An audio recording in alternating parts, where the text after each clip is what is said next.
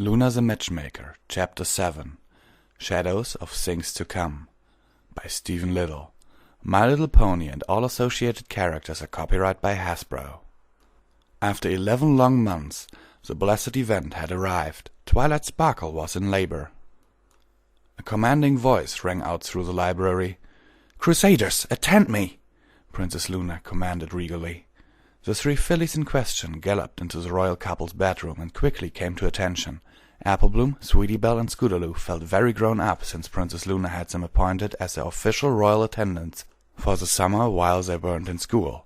The girls were slightly taller now and wore their cutie mark crusader capes as bandanas. Around each of their necks was a silver necklace with a purple stone emblazoned with Luna's crescent moon, a badge of their royal appointment. "You have a mission for us, Your Majesty?" Applebloom asked. "Yes, my faithful captain.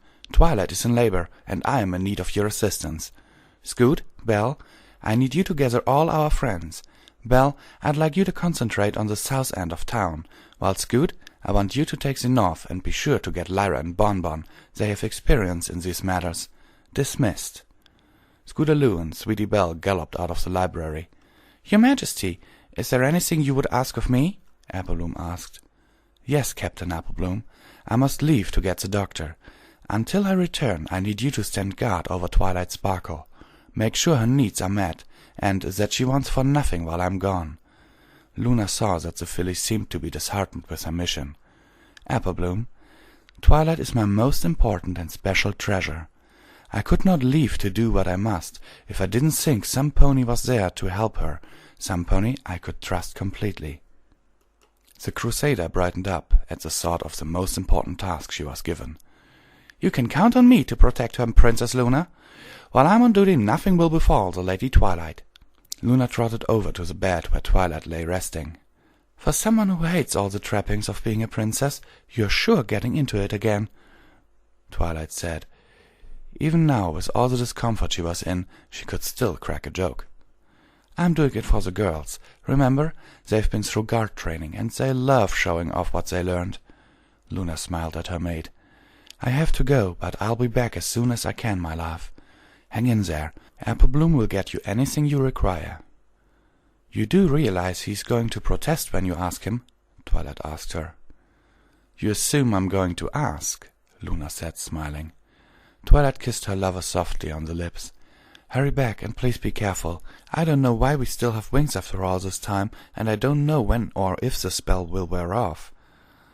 "It has shown no signs of wearing off in nearly 4 years, Twilight," Luna said, trying to calm her maid. "You know what I mean, Luna. Not that I mind or anything, but I worry," Twilight said.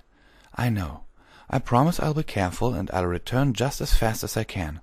Luna walked to the balcony behind the bed and spread her wings. The semi-translucent feathers began to glow with a purple iridescence as a slight incoming breeze rushed around her wings. Stretching her wings to their limit, Luna pushed off from the balcony and soared off into the sky. Applebloom laid herself next to the bed. "Is there anything I can get you, Lady Twilight?" "No, thanks, Applebloom." "What's with all the formality?" Twilight asked. "That's just how we were told to talk to ponies of royalty when me and the other Crusaders went to guard training. Since you and the princess are a mated pair, you qualify." Twilight smiled at the young pony. "Luna and I aren't married, at least not yet. You can still just call me Twilight." Twilight cringed as another contraction caused her to groan and whimper in pain. "Does it hurt a lot?" the young guard asked her. Perspiration was beading along Twilight's forehead. Applebloom placed a cold compress to Twilight's head from a nearby basin. "It hurts a little bit, but it's okay since it's all just a normal part of having a foal. As long as the baby is healthy, it will all be worth it." There was a knock at the bedroom door. "Just a moment, Twilight. I'll go see who it is." Applebloom trotted down the stairs from Twilight's sleeping loft and answered the bedroom door. "Can I help you?" "We're here to help Twilight," Lyra said. "The princess said you would be coming. You may enter, but please try to keep the noise down." Applebloom stood aside and held the door for the visiting ponies. "Lyra, Bonbon, Tootsie Flute, how are the 3 of you?" she asked. "We're fine. How about you?" Bonbon asked. "I don't know. This is a first for me. How long were you in labor, Bonbon?" "Only about an hour," she stated. It's been almost 1.5 hours. Where's Luna? She said she wouldn't be long. I don't think I can do this without her." Twilight had started to panic. Bonbon let herself down beside Twilight and bathed her brow with a damp cloth. "There, there, dear. I'm sure that wherever she is, she's doing whatever she can to help you." On the northeast of town, Luna was flying towards a mailbox-shaped home, bordered by the whitetail wood. She landed on the path to the house and gently knocked on the door. Luna didn't have to wait long before a 15-year-old gray unicorn mare answered the door. "Hello, Dinky. Is your mother and the doctor around?" "Hello, Princess Luna. Mom and the doctor are out back in his blue box thingy." "Hiding again, no doubt. Thank you, Dinky. I'll see you again soon." Luna walked around the back of the house, but there was nothing there. Using her magic, she searched for the two ponies until her magic indicated the existence of a large invisible rectangular structure. Luna banged on the invisible door. "You can't hide from me in there, and you know it. Open the door before I open it for you." The door slowly opened, and a gray mare with an odd expression on her face looked out. "Hi, Luna. How are you doing?" she asked. "I'm okay, Ditzy, but Twilight is in labor, and I need the doctor right away." "How many times do I have to tell you, ponies? I'm not that kind of doctor." "I don't care what kind of doctor you are. You're the only pony with any experience with a magically assisted pregnancy," Luna shouted. The doctor poked his head out of the TARDIS. "Well, there's no debating that, and I can certainly understand why you'd come to me, but honestly, I'm not a medical doctor." "Ditzy, if you wouldn't mind," the princess smiled at the doctor. Ditzy grabbed the doctor under his shoulders and began pulling him out of the TARDIS and lifted him into the air.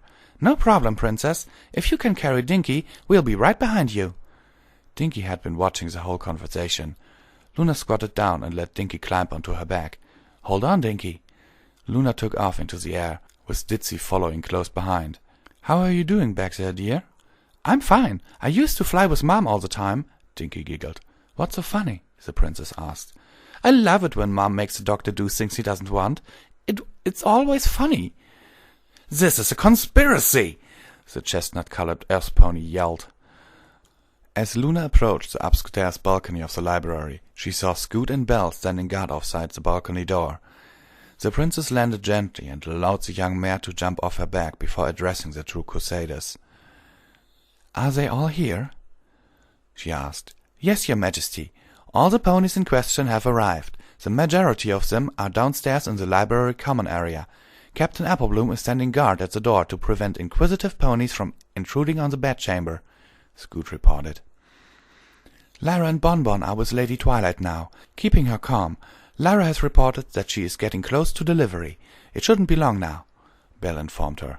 "I'll be the judge of that," the doctor said as he and Ditzy landed on the balcony. "Really, you drag me out here and then you don't even consult me before coming up with your own diagnosis. Actually, I predicted this much would happen, so I did myself a favor and looked up more information on the procedure." "Doctor, you're babbling again," Ditzy said as she placed her hoof on the stallion's lips. "Your patient is right this way, Doctor," Luna said, trying to control her laughter. The doctor walked into the bedroom and was greeted by Bonbon and Lyra. "Ladies, how's the patient?"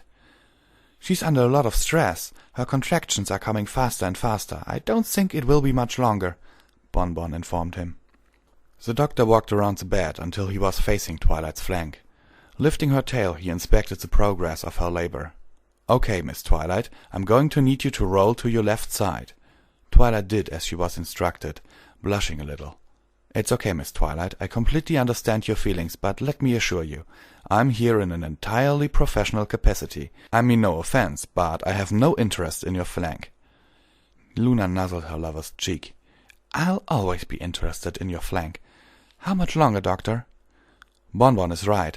It shouldn't be long now. It appears that Twilight is fully dilated, and with any luck, the harder contractions should start and the delivery will begin.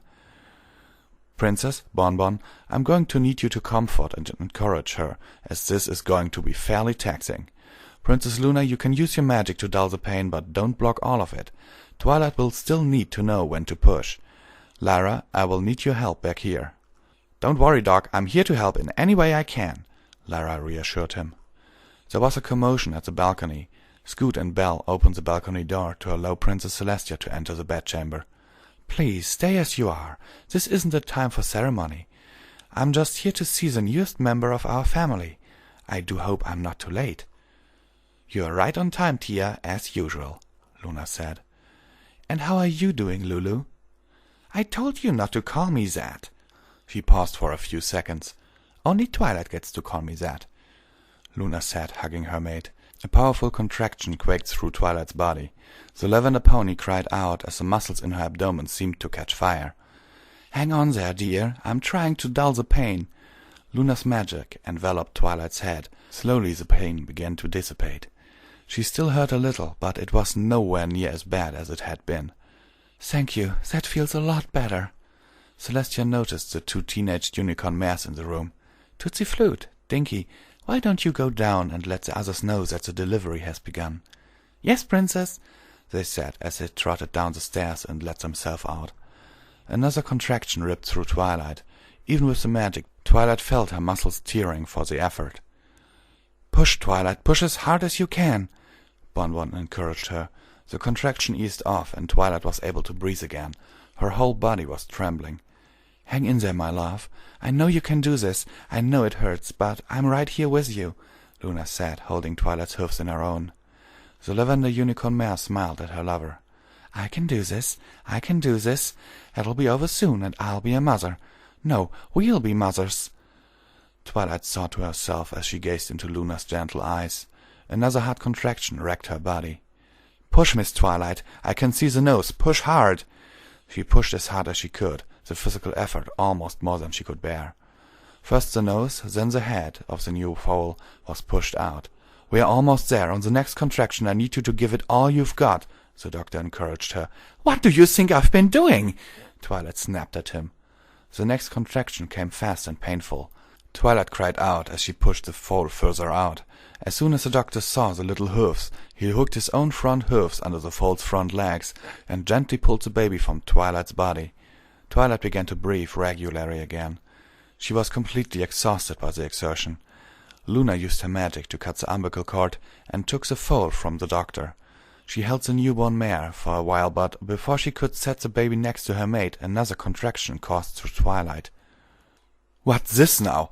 The doctor gently pushed against Twilight's abdomen. A little surprised at what he found, he shouted back at Lyra.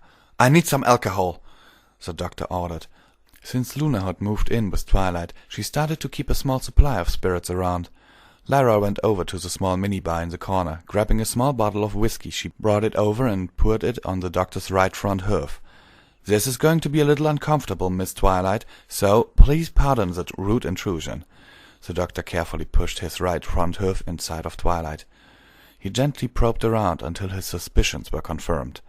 He withdrew his hoof and wiped it off on a towel. "Lyra, I need you to use your magic to probe inside and pull the other foal out. In Twilight's weakened state, I don't think she has the strength to push." "Okay, Doc, I'll do my best. Trying to relax, Twilight. I'll be as fast and gentle as I can. I promise." Lyra concentrated hard on her task. "Twins?" Twilight asked, looking up at her mate. "But how is this possible? We've been to the doctor for regular checkups the whole time. He never said anything about twins." "Indeed, Miss Twilight, it's a very rare occurrence, but I've read that in some cases the heartbeats of twins can be in almost perfect sync with each other, making it very hard to tell them apart. Unless your doctor knew exactly what he was listening for, he could have easily missed it," the doctor informed her. "Now, this might be a little uncomfortable, so please try to relax and allow Lyra to do her work." In her mind, Lyra could see her magic take form. It swirled and spun until she willed the flow of energy inside Twilight. Going slowly and deliberately, she felt around until she came in contact with the foal. She spread the energy over the baby, enveloping it in a field of mint-green magic. She started to pull the foal down the canal, and with the last effort out into the light. The second foal, a colt, began to cry as he was lifted into the air and reunited with his sibling, who was now resting next to Twilight. "Good job, every pony, and thank you all for your help," Celestia announced to the room. Luna and Twilight had finished cleaning off the twin foals, one male and one female. The female had a white coat and a mane that was striped light violet and dark blue. The male shared the same grey-blue coat as Luna, however his mane was the same violet as Twilight's. Both of the newborn foals had a small horn and a tiny pair of wings. Twilight had an idea and nudged the male a little with her nose. The tiny foal yawned and stretched. When the little foal opened his wings, Twilight lightly blew across them. She was surprised when the feathers started to glow with a gray-blue light. Luna nodded to Scoot, standing by the balcony door. "You may let the others in now, but ask them politely to keep noise down to a minimum." Scoot walked downstairs and tapped on the door. Applebloom opened the door and poked her head in. "Captain," Scoot announced, "the princess has given permission for the guests to enter, provided they are quiet. The Lady Twilight is exhausted and will soon need her rest." Scoot tapped her hoof twice against the floor. Applebloom nodded her head. "Understood." The yellow mare walked into the main room to address the ponies waiting patiently. "The princess is allowing visitors into the bedchamber now. Please try to keep any comments or idle chit-chat to a low volume. Lady Twilight is quite tired after the ordeal. Oh, and by the way, she had twins." The room full of ponies gasped in surprise, then slowly filled the bedroom area of the library. Applebloom noted them as they entered. Big Macintosh and Fluttershy, Applejack and Caramel, an unusually calm Pinkie Pie and Brayburn, Spike and Rarity, Rainbow Dash and Soren. A now 4-year-old Garnet smiled up at her with a dreamy expression on his face as he passed by, followed quietly by Dinky and Tootsie Flute. All the ponies crowded around the bed to see the new twin foals quietly nursing from their mothers. It was quickly concluded that the foals were the most adorable things any of them had ever seen. Amongst the visitors it was Rainbow Dash that noticed something peculiar first. "Twilight, Princess, I know your wings come from a spell, but you didn't cast the same spell on them right away, did you?" Luna shook her head. "No, that kind of magic is dangerous to use on a newborn. They were born with the wings." "Does that mean their babies are alicorns like you?" Fluttershy asked. "I don't see how," Luna answered. "I ceased being an alicorn when Nightmare Moon clipped my wings. Since then I've simply been a unicorn with conjured-up magic wings." "Oh, I wouldn't say that," came a familiar disembodied voice. "No, it can't be," Twilight said as she instinctively shielded her folds with her right wing. Every pony in the room was surprised when the familiar Draconicus appeared on the balcony outside the room. Applebloom, Scoot, and Belle tried to block his path into the room, but with a snap of his fingers the 3 ponies found themselves floating in the air. Discord tapped them gently, and they bounced off like a trio of helium-filled balloons. "What are you doing here? How did you get out of the statue again?" Celestia shouted at him. Both Celestia and Luna moved between him and Twilight. Both regal sisters spread their wings protectively in an attempt to shield her from Discord. "All these questions. Can't you just be happy to see me?" "Oh, that's right, you wouldn't be." "Fine. As to why I'm here, we'll put that aside for now. How I'm here is a much more entertaining story." Discord shrunk himself down to half his size and perched on the end of the bed. "Okay, where to begin? Ah, yes. Twilight and her friends were defeating me. Thankfully for me, Twilight isn't the iron-hoofed dictator you are, Celestia. She couldn't put me back in stone. When the power of the elements of harmony hit me, I heard her in my mind. As long as I promised not to interfere with the lives of any pony, she'd sent me to a place where I could live out eternity. I agreed, and Twilight Sparkle sent me to another realm entirely, a realm that doesn't obey the laws of time and space. It's absolutely heaven for someone like me." "So, Twilight's a big softy. We all knew that, but what are you doing here? If you're here to cause trouble again, we can get the elements and really turn you back to stone this time," Rainbow threatened. "Ever loyal to your friends, Rainbow Dash. Well, why I'm here is a long story, but to start with, I'm here because of the happy event that just happened. As for your question, Fluttershy, yes, they are alicorns because their parents are alicorns. You see, I was watching that night when Twilight gave Luna her wings back. The plans of an associate of mine called for some meddling anyway, so I just started with them. As soon as Twilight's spell had done the job, I used my temporarily heightened power to turn both of them into alicorns. I loved the job Twilight did with the wings, so I left them alone. The foals are alicorns as well as both their mothers, and everything that entails." The Draconicus smiled, impressed with himself. "What meddling are you up to, Discord, and who is this associate of yours?"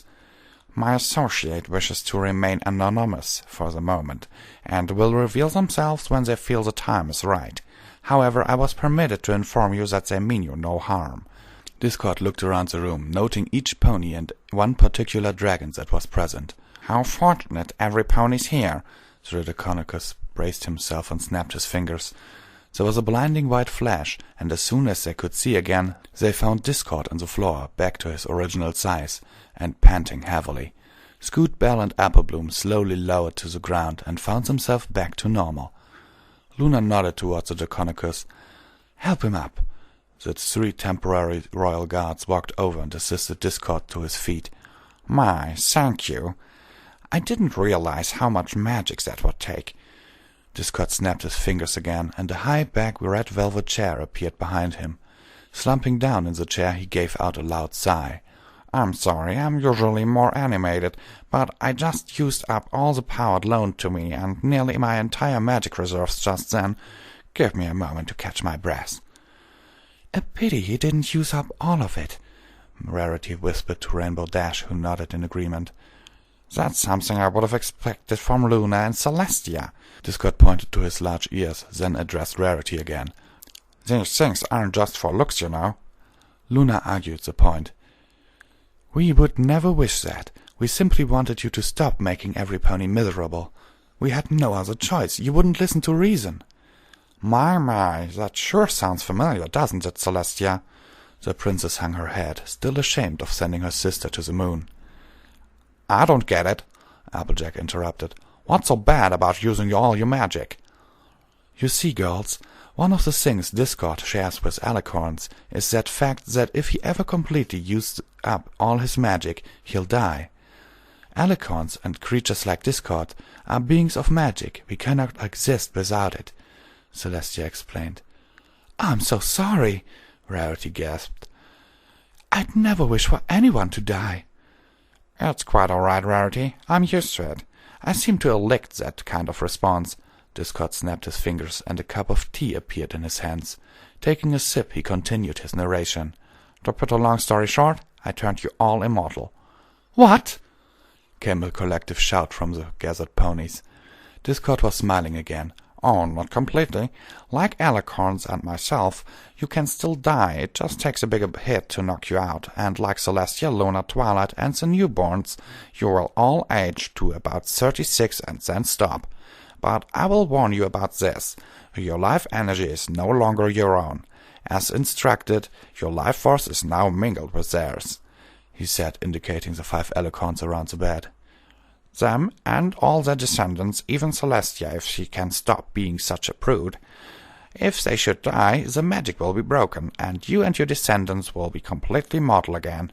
Of course, with each generation the link grows weaker and weaker, so while the connection remains strong in you, several generations down the line the connection will break, and your descendants will be completely mortal anyway." Twilight was starting to get her strength back. "Why?" was all she asked. Discord let out a sigh. "I'm not used to being so serious all the time. It's very taxing. I don't know how you're all able to do it. Well, in a nutshell, Equestria is in danger. From what I have been shown, it won't be for many years, but I do know that all of you, are not there in Equestria, and indeed the entirety of the world will fall to ruin. The elements of harmony and the rest of you must live to fight that battle. Not that I complain, or Anderson, but there will be other ponies after us. Why can't they use the elements of harmony to defeat whatever it is coming?" Applejack asked. "Oh, most certainly there would be others, but my associate assures me that none of them would be as powerful as you six. Trust me, I looked." "How were you able to look into the future?" Caramel asked. "Glad you asked. You see, time and space are not fixed in my realm, so I can look forward in time and even go back if I wish." "If that's true, then why didn't you go back and stop the princess from turning you to stone in the first place?" Twilight inquired. "Ah, yes, one of the few rules. I can go forward in time and return to the present, but I can't go back." "That makes absolutely no sense," Rainbow interjected. "I know, isn't it wonderful?" Discord asked, laughing. "Anyway, I've looked into the future and was shown 2 events that are crucial to the future of Equestria. The first is the war with the Griffins. It won't happen for about 200 years, but it will happen. Discord got up from his chair and walked towards Ditzy. The doctor barred his path. I've heard about you, Discord. If you harm one hair on Ditzy's head, I assure you it will not go well for you. Discord moved the doctor out of his way with a wave of his claw. Gently pulling a single strand out of Ditzy's mane, he broke it in half in front of the doctor. It would be in your best interest to remain silent until you're spoken to, Time Lord. He then addressed the grey mare. Miss Hooves, with the possible exception of Twilight's faults, you are possibly the most innocent soul in this room, so I shall give you this personal warning. In the coming war with the Griffins, General Ditzy, do not under any circumstances turn your back on Captain Ironclaw. Discord placed a single claw on Ditzy's head, and there was a small flash of light. Remember it. What about us? We're just a baker and a musician. How can we possibly be of use in a war? Bon asked. Not all warriors are born warriors. Many fight for their homes, their countries, and then there are those who fight for their families. You two are destined to be heroes of the coming war. You may not know it now, but the time will come. That goes for all of you studs in the room as well. As for you, little Tootsie Float there, she is destined to become a great commander and doctor. I could go on at length, but let me elevate your lack of understanding. I've been guaranteed that each of you will have a part to be played that cannot be fulfilled by any pony, or dragon in your case, Spike. Discord returned to his chair. How are you so certain of all of this? I know you, Discord, better than any pony. You are not one easily convinced of anything, Celestia said. Let's just say that my associate is very convincing when she wants to be. Besides, she owes me. I've done my part, and I have no doubt that she will hold up her end of the bargain, he said. She? Big Macintosh asked. Did I say she? Oh, I was monologuing again, wasn't I? An unfortunate weakness. Damn it. You said there were 2 events. What's the other? Fluttershy asked cautiously. Discord's smile left his face. The miasma is coming. His voice was dead serious and left no doubt in any pony's mind that what he said was true. The doctor was beside himself. The miasma. Please, for the love of banana muffins, tell me you're joking. This is one of your tricks. I wish I could, Time Lord. You know as well as I that the miasma poses a serious threat to every living thing in existence. The last time I looked in on it, it was gathering its pieces, and will head here as soon as it's finished. Go ahead and look in that little box of yours. It will confirm I'm telling the truth. What's a miasma? Soren asked. The miasma is a diabolic life form that searches out other life forms to feed off. Essentially, is a parasite that feeds off its host's life force. It does this by taking over its physical form and corrupting it, the doctor explained. But what would be drawing it here? Actually, Twilight and Luna are drawing it. Well, more Twilight than Luna, Discord explained. Twilight looked at him in disbelief. Me? What did I do? You destroyed Nightmare Moon, Discord said flatly. Nightmare Moon is what resulted when Luna was attacked by a part of the miasma. No pony knew what it was at the time, of course. I didn't even realize it until Twilight destroyed it. It's coming because it knows there are immortal beings here it can corrupt, and because it views the elements of harmony and the princesses as a threat, as well as an eternal meal. But Twilight was protecting the pony she loved. She can't be held responsible for any of this, Luna either, Rarity said. And that mean old Nightmare Moon, she was all like, I'm so evil, and Twilight was like, I'll stop you. Then Nightmare Moon was like, not if I get you first. And then she threw these purple lightning bolts and... Pinky was cut short, as Brayburn held her mouth shut. Sorry about that, but she's right. From what I heard, I'd have done the same thing if someone threatened my Pinky. Please don't misunderstand. I have nothing against what happened, but the piece that infected Luna, like all pieces of the creature, was connected to the whole. It knows everything that happens. On a positive note, its source of information has been cut off since Nightmare Moon's destruction. So, it doesn't know about Twilight or the Folds, and it doesn't know what I've done. It still thinks Luna is mortal and near powerless. And it also thinks the rest of you will be dead by the time it arrives. Oh, and by the way, I watched the battle with great interest. I commend you on the way you dispatched of this loathsome creature. It was spectacular." "How could you possibly know what happened?" Celestia asked him. "The only way you could possibly seen anything is—" Celestia's voice trailed off as she remembered the scratches on her left flank from that day. She assumed she had scratched herself, but now, as she looked up at the smiling Draconicus, she realized the truth. "How dare you!" she shouted at him. "Oh, like you didn't love it. Just like the old days. You used to like my randomness back then. Remember how you used to sneak out to see me in the Everfree forest? I missed that. Whatever happened to us, Celestia?" "You turned into a jerk, remember?" All eyes were on Celestia. I don't know what you're talking about. Besides, how can we be sure you're telling the truth? You tried to destroy Equestria twice." "I never wanted to destroy anything, just make it more interesting." Discord considered for a moment the other part of Celestia's accusation. Having recovered much of his magic at this point, Discord shrunk himself down, walked over in front of Celestia and looked her directly in the eyes. "If I was ever anything, Celestia, a liar was never one of them. Can you name me even one time in all the time you know me that I have ever lied to you?" "No, I can't," Princess Celestia said, remembering the truth in his statement. "I can understand the mistrust, and it's true I never really do anything when there isn't something in it for me, so I'll come clean. The reason I'm helping you is also motivated by my own selfish interest in the matter.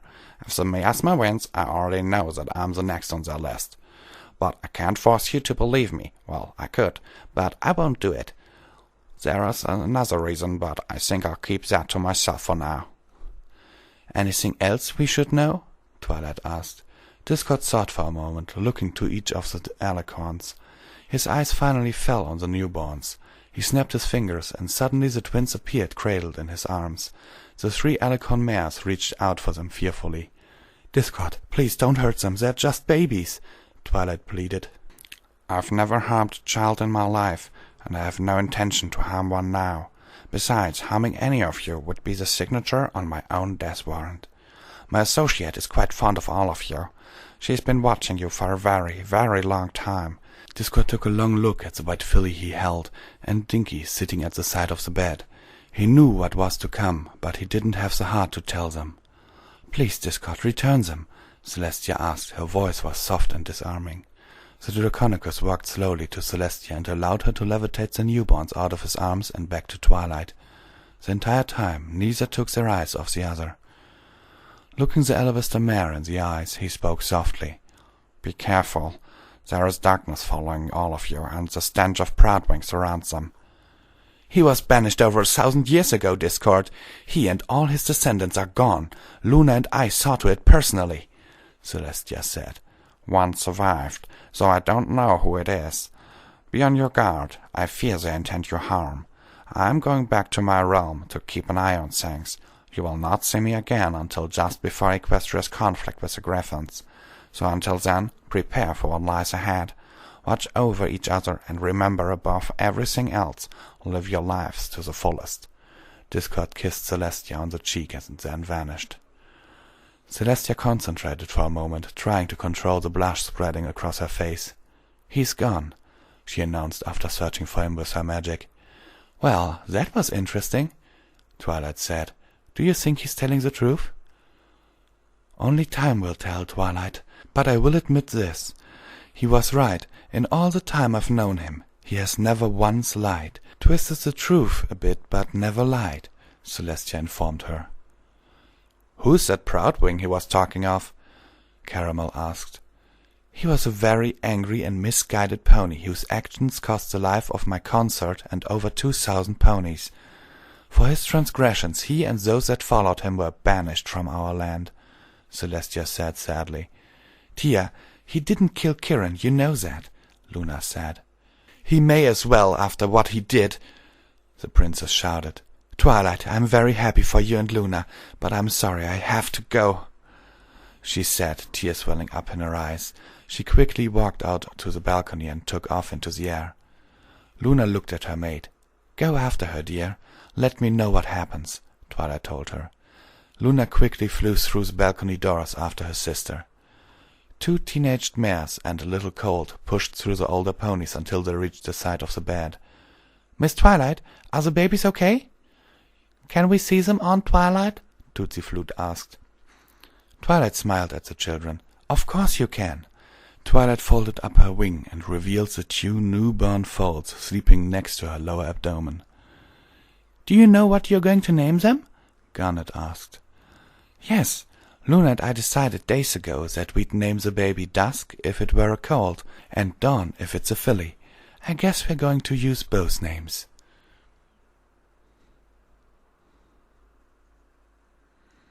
Wow, every pony. I have just 2 things about this chapter that I really want to say. First of all, what the hell? Discord? I mean, okay, the snap sound that was mentioned in Wings of Light and Magic now finally makes sense. But, okay, a war with the Griffins? Yeah, okay, I can live with that. But making them all immortal? Seriously? Sorry, not really what I expected here. I mean, it's still a good chapter, but I really had to digest that first. Second of all, I had to read this chapter 2 times to get it at least half right. The reason for that was because there are so many mistakes in the writing here. There are things like they went or they saw, and the Y at the end of they is missing. So when you read it, the saw, the may. I was kind of confused there, so I had really to reread this whole thing. My other recording I made of this is 48 minutes long, because I had so many slip-ups in it. Okay, it's still a good story. I will continue to read it, but I still hope that there are less mistakes in the next chapter. Sincerely yours, Visual Pony.